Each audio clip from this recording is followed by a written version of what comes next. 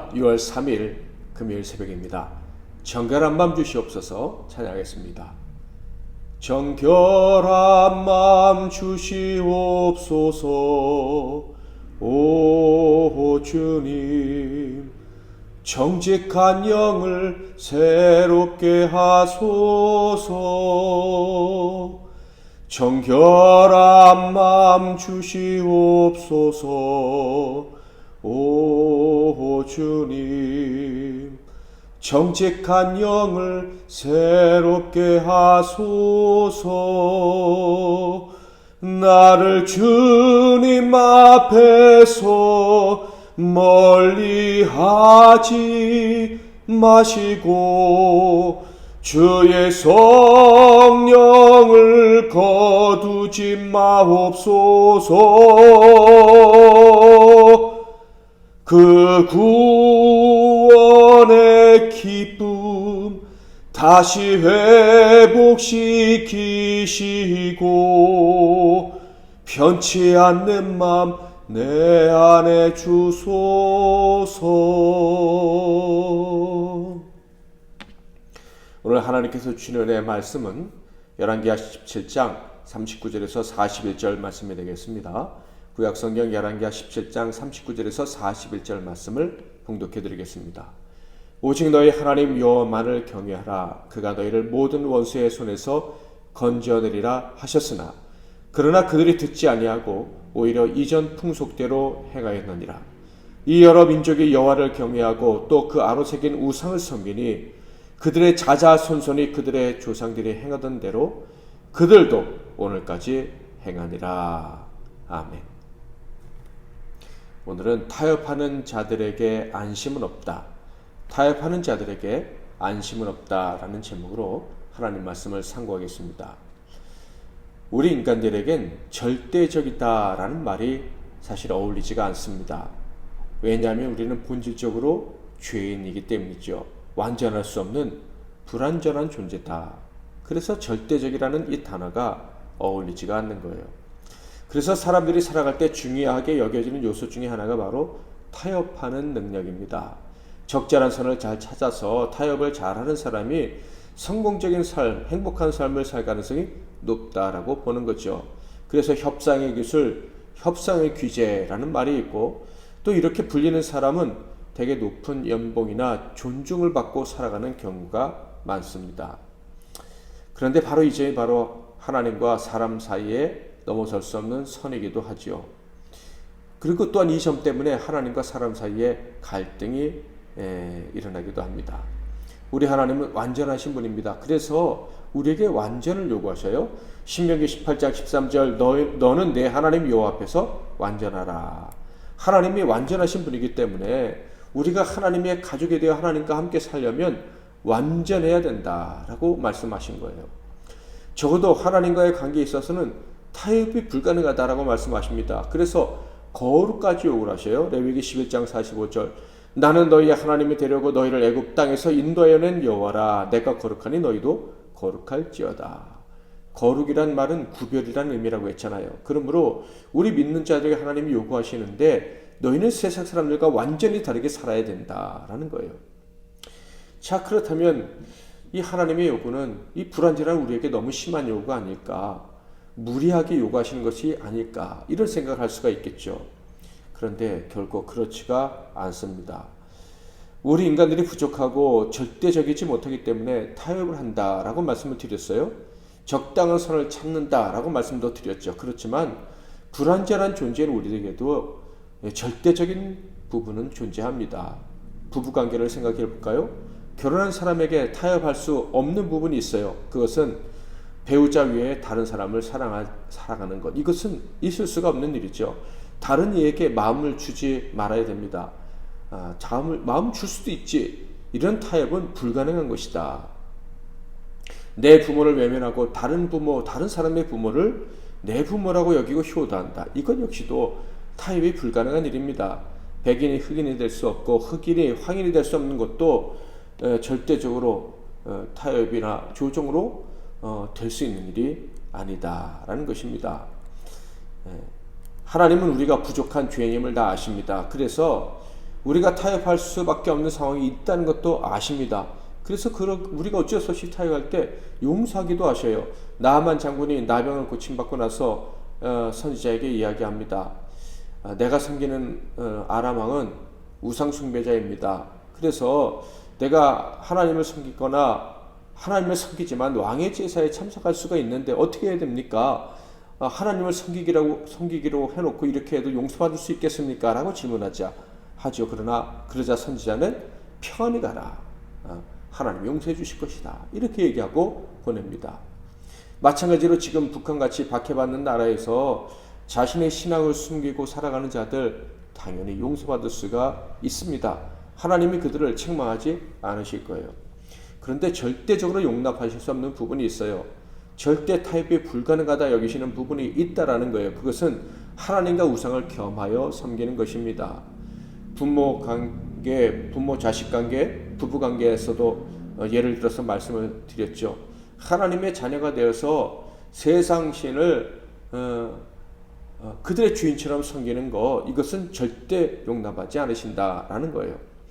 나아만 장군은 겉으로 드러내지는 못하지만 마음이 변하지 않겠다 약속합니다. 그래서 허락을 받은 거예요. 자, 멸망길을 가는 사람, 책망을 받고 망하는 사람은 어떤 사람들입니까? 하나님만을 섬기며 살 수 있음에도 불구하고 세상신을 함께 섬기는 자들입니다. 이런 사람들은 절대 용서받지 못한다는 거예요. 열왕기하 15장부터 17장은요. 북이스라엘의 멸망하기까지의 그 마지막 왕들에 대한 기록입니다. 물론 거기에 유다 왕 세 사람도 들어있기는 하지만 이 부분은 이스라엘의 멸망에 초점이 맞춰져 있습니다. 이때 등장한 유대의 왕들 세 명에 대한 이야기는 역대기 하에서 좀 더 자세히 살펴볼 수 있을 것 같습니다. 자, 그렇다면 이 북이스라엘이 이렇게 멸망하게 된 이유가 무엇입니까? 세상 사람들은 그때 세계 최강대국이었던 아시리아죠. 그 나라의 침략 전쟁에 졌기 때문이다 이렇게 말할 거예요. 그런데 성경은 분명하게 말합니다. 타협 때문에 망했다고, 혼합주의 신앙생활 때문에 망했다라고 얘기합니다. 기원전 721년 북이스라엘은 아수르에게 멸망을 당하게 되는데요. 참으로 비참하게 멸망을 당하게 됩니다. 17장 5절 6절에 보면 이렇게 되어 있어요. 아수르 왕이 올라와 그 온 땅에 두루다니고 사마리아로 올라와 그곳을 3년간 에워쌌더라. 호세아 제9년에 아수르 왕이 사마리아를 점령하고 이스라엘 사람을 사로잡아 아수르로 끌어다가 고산 강가에 있는 할라와 하볼과 메대 사람의 여러 고을에 두었더라. 무려 3년 동안이나 성을 에워쌌었다. 이렇게 얘기를 합니다. 그러니 이때가 얼마나 사람이 살기가 어려웠을까. 어려운 정도가 아니라 참혹했다라고 봐야 할 것입니다. 그때의 참상은 말로 다 할 수 없었을 거예요. 그때 그렇게 가진 고생을 하다가 결국 멸망을 당했는데요. 멸망당한 이후에 그 백성들은 다 아수르로 끌려가게 되고 그 땅, 그 하나님이 주셨던 약속의 땅에는 이방 족속들이 들어와서 살게 됩니다. 이렇게 비참하게 망한 이유가 무엇입니까? 바로 하나님을 배반하고 성전이 아닌 신당에서 우상들을 섬겼기 때문입니다. 하나님을 섬긴다고 하면서 역시 우상을 같이 섬겼기 때문이에요. 열왕기하 17장 38절부터 41절에 보면 또 내가 너희와 세운 언약을 잊지 말며 다른 신들을 경외하지 말고 오직 너희 하나님 여호와만을 경외하라. 그가 너희를 모든 원수의 손에서 건져내리라 하셨으나 그러나 그들이 듣지 아니하고 오히려 이전 풍속대로 행하였느니라. 이 여러 민족이 여호와를 경외하고 또 그 아로 새긴 우상을 섬기니 그들의 자자손손이 그들의 조상들이 행하던 대로 그들도 오늘까지 행하니라. 자, 그런데 17장 24절부터 보면요. 참으로 놀라운 이야기가 기록되어져 있습니다. 그것은 아수르가 사마리아에 이주시킨 이방 사람들에 대한 이야기인데요. 25절에 보면 그들이 처음으로 거기 거주할 때 여호와를 경외하지 아니하므로 여호와께서 사자들을 그들 가운데 보내심에 몇 사람을 죽인지라. 바로 가나안 땅에 이주한 이방인들이 여호와 하나님을 섬기지 않았다는 이유로 하나님이 그들의 몇 사람을 죽이셨다. 그들에게 벌을 내리셨다라는 거예요. 그래서 이 사실을 전해들은 아수르 왕이요. 다음과 같은 조치를 취하게 됩니다. 27절 28절 아수르 왕이 명령하여 이르되 너희는 그곳에서 사로잡아온 제사장 한 사람을 그곳으로 데려가되 그가 그곳에 가서 거주하며 그 땅 신의 법을 무리에게 가르치게 하라 하니 이에 사마리아에서 사로잡혀간 제사장 중 한 사람이 와서 베델에 살며 백성에게 어떻게 여호와를 경외할지를 가르쳤더라. 사마리아 곧 가나안 땅에 사는 사람들도 여호와 하나님을 섬겨야 된다는 것을 아수르 사람들 이방인들도 알았다는 거예요. 그래서 유대인 제사장을 파송했다는 거예요. 그리고 그가 율법 곧 하나님을 섬기며 살아가는 법에 대해서 가르쳤다라는 거예요. 자, 그런데 그 결과가 어떻게 되었을까요? 17장 33절 이와 같이 그들이 여호와도 경외하고 또한 어디서부터 옮겨왔든지 그 민족의 풍속대로 자기의 신들도 섬겼더라. 하나님께서 가나안 땅에 새롭게 살게 된 그 사람들에게도 기회를 주셨습니다. 그런데 결국 혼합주의, 타협하는 가짜 신자로 결국 전락하게 되었다라는 거예요. 그래서 이스라엘의 멸망과 그 땅에 새로운 민족이 이주한 사건에 대한 결과를 이렇게 얘기하고 있습니다. 39절에서 41절 오직 너희 하나님 여호와만을 경외하라. 그가 너희를 모든 원수의 손에서 건져내리라 하셨으나 그러나 그들이 듣지 아니하고 오히려 이전 풍속대로 행하였느니라. 이 여러 민족이 여호와를 경외하고 또 그 아로새긴 우상을 섬기니 그들의 자자손손이 그들의 조상들이 행하던 대로 그들도 오늘까지 행하니라. 사마리아에 있었던 타협주의, 혼합주의 신앙이 새로운 이주민들에게도 그대로 전염됐을 뿐만 아니라 그 전염된 상태가 자손대대로 이어졌다라는 거예요. 그리고 그 결과 예수님 오셨을 때에도 이 사마리아인들은 혼합주의자들로 머물러 있었고 유대주의자들에게 멸시와 천대를 당하고 있었습니다.